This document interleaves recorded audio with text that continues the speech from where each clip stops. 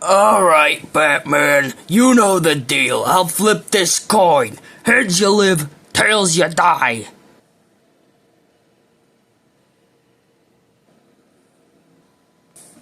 Batman, I think I glued the coin to my hand. Can we, call the fight off this time? Sure, I don't really care. Okay, thanks. Hello everyone, welcome to yet another average review. This time I'm going to be reviewing 3 figures, kind of, from the Batman Legacy line by Mattel, specifically the line focused on the game Arkham City. So, let's get into what figures we're reviewing. First, I need to quickly clarify that the Batman and Two-Face on the right are from a 2-pack, and the blue and gray Batman on the left was sold separately. But the blue and gray Batman in sculpt is nearly identical to the black and gray Batman in the 2-pack with Two-Face, so I felt like I'd just feature them in the same video. Let's start with our first Batman. The sculpt is really good. I mean, it pretty much perfectly captures the look of Batman from the Arkham City game, and to my knowledge, it's completely original. It was used only for this figure, well, kind of. It was used for other versions of Batman from the same line, but they're all pretty much the same figure. Except for one. We'll get to him.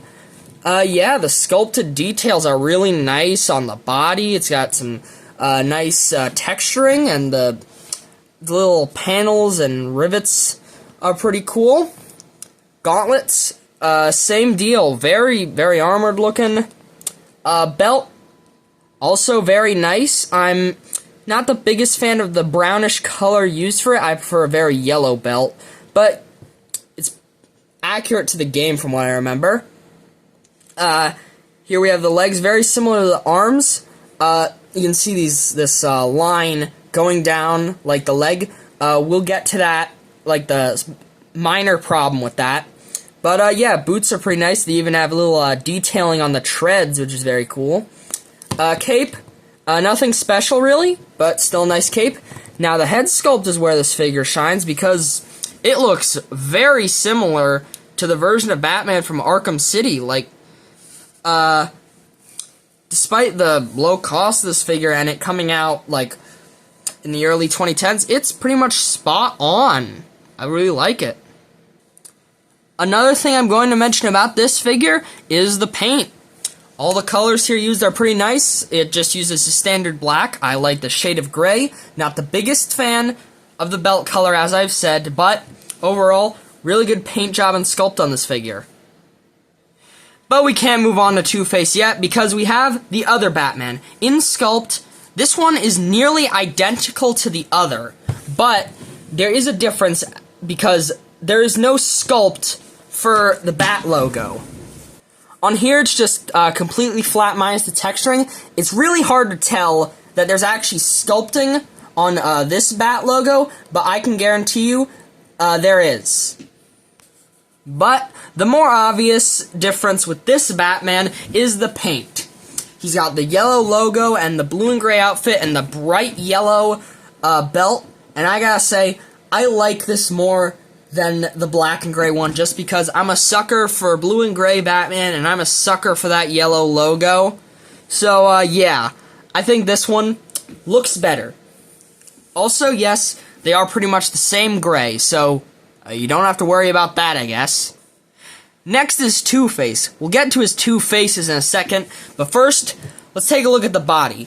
The clean side, well, yeah, it's clean. It's a very nice looking suit sculpt, and the hand holding the coin is a very nice touch.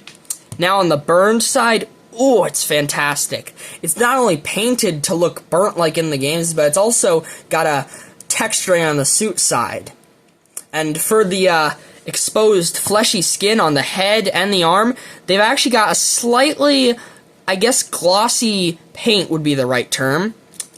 And he's also got a wash sculpted on, which is really nice. Now, I also want to mention that the shoes are also the inverse color. There's a bit of black spots on the gray part of this shoe. That might be intentional. It might just be paint rubbing off. Who knows? Now, let's take a look at the face. The clean side, I really like how this looks because it reminds me of Harvey's face before the accident in Batman the Animated Series. And I just like how it looks. But, oh, the burnt side. It's perfect. Look at this. This is a... That pretty much just looks like a guy that got his face blown up. It's perfect for Two-Face. Nothing really notable on the back, really. But, oh, the paint and the sculpt on this figure is perfection. Now for the articulation on Batman, I'm only using this one since the other is literally the same figure. The different, like, part of this chest doesn't affect articulation at all. Now for his head, he can look down about this much and look up about this much. He can spin around his head, and he can have a very tiny bit of a tilt side to side. Now for the arms, he can lift his arms up very high, but he also can't move them down very far unless you do this. Now, the arms don't really bend 90 degrees, at the elbow, which is kind of unfortunate, but I guess that's the price you have to pay for the sculpt. Also, I forgot to mention this, but bicep swivel. All the way around, but it's a bit hard because of, well, now it isn't very hard. Oh yeah, another swivel. There's a... This one took me a bit to figure out because I didn't know there was... that the actual gauntlet could swivel. I have no clue why, but I like it. And also, the hand can just spin around. There wasn't really any wrist articulation in the Mattel line for a while. Now, in terms of the ab crunch, he can go back about this far, and he can go forward a bit far, not as far as you'd expect, though. Now, his torso can spin around, but limited by the belt, so that's a bit of a problem. His split, it's not like you need Batman to do the split often, but His legs can go back about this far, and the knees can bend about 90 degrees. Mine kind of flop over a bit. He can kick forward about, I'd say, 45 degrees, limited by this, crotch piece. This is pretty much a thigh swivel, but it's way lower than the thigh, and I mentioned I'd get back to this earlier, but when you twist it here, it messes up the alignment of this line down the leg. Not the biggest problem, and, if they were going to do this detail, it would be that way no matter what, but a bit annoying. There is no swivel at the boot. It's not the same as the gauntlet. His feet can go back about this far and go forward this far. He's got no ankle pivot. Nope. So yeah, not the best, but definitely not the worst. It's still a pretty nice figure in terms of articulation. Now, while Two-Face's sculpt is great, his articulation ain't the best. His head can go up about this far, go down about this far. He can, of course, spin around and tilt side to side. Now, in terms of torso articulation, he can spin around a little, but it's limited by the coat. Now, I need to mention that, to my knowledge, Two-Face is also pretty much an original sculpt. Definitely in this side, and the head, of course. So, they decided to go with a different arm-style articulation than, most figures. As in, it just spins around. It doesn't go up or anything. So that's kind of annoying, but it probably looks better than if they did the regular style arms. Although, he's still got a bicep swivel, although it looks a little unnatural if you do it in a certain, to a certain extent. Now for the arm, this one can bend about 90 degrees. Same for this one. Also got the bicep swivel, same thing. Both hands can, swivel around just like bats. And now for the legs.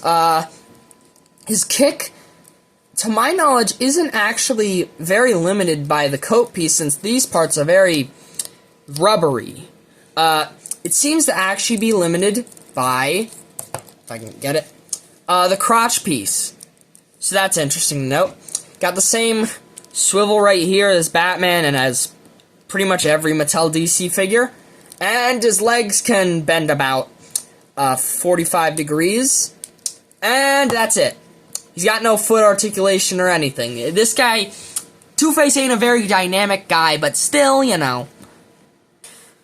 Now, on to accessories, and to my knowledge, the Batman Two-Face figures 2-pack definitely did not have accessories. I'm not sure about the 1970s Batman, but these two definitely didn't have any accessories, since I got all these loose.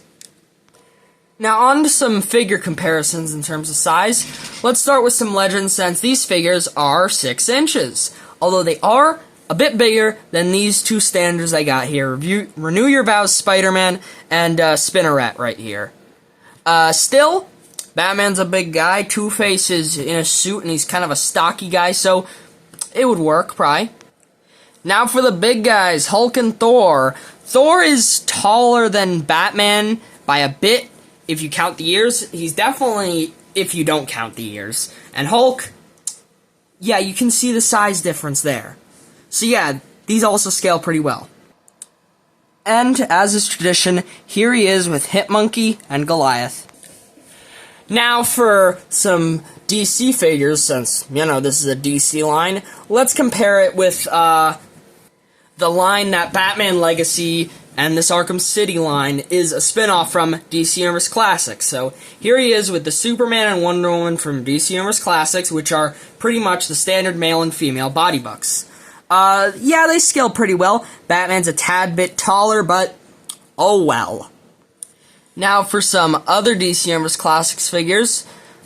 These are some of the only ones that I have that are different body molds, and for Hal it's just a slightly different torso, but here they are with the Hal Jordan and Sinestro 2-pack. And now for some of the only DC Universe Classics figures I have, which were also first released in the predecessor to DC Universe Classics, here they are with the Mongol and Parasite from DC Superheroes and DC Universe Classics. But I mean, these are Arkham figures, so let's compare them with some other Arkhamverse figures. Here they are with the DC Collectibles, not DC Direct. It's pretty much the same thing, but different name. The DC Direct Arkham Knight Commissioner Gordon and the DC Multiverse Solomon Grundy Build-A-Fig. And I have to say, I'm very surprised by how well the Commissioner Gordon scales with this Batman. Solomon Grundy, he scales with pretty much everything. Solomon Grundy changes size in pretty much every version, depending on what era we're in. Here they are with the McFarlane Arkham City, Ra's al Ghul, and Penguin. Penguin, I think, scales fairly well. Ra's al Ghul is a bit too tall to me, but these are 6-inch figures, and these are both 7-inch scale figures, so it kind of makes sense. Now for the final boss of Arkham City, well, not this design, but same character.